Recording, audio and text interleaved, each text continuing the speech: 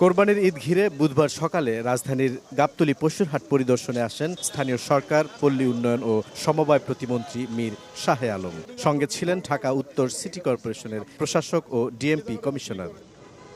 পরিদর্শন শেষে মন্ত্রী জানান, কোরবানির পশু আনা নেওয়ার সময় সড়কে চাঁদাবাজি রোধে কঠোর অবস্থানে থাকবে সরকার। হাটকে কেন্দ্র করে সড়কে যানজট ঠেকাতেও নেওয়া হয়েছে পরিকল্পনা।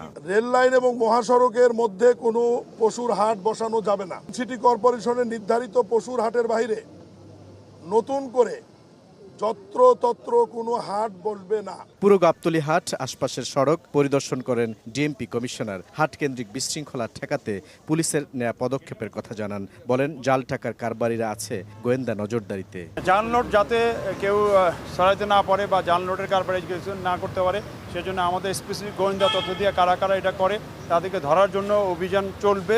ঢাকা উত্তর সিটি কর্পোরেশনের প্রশাসক জানান, সম্পূর্ণ স্বচ্ছ প্রক্রিয়ায় এবার পশুর হাটের ইজারা দেয়া হয়েছে। আমরা গরু হাটগুলো সম্পূর্ণ স্বচ্ছভাবে ইজারা দিয়ে থাকি।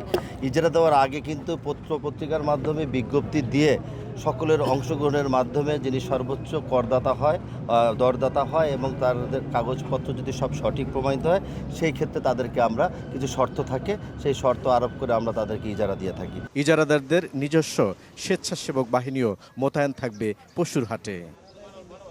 বুলবুল রেজা, সময় সংবাদ, ঢাকা।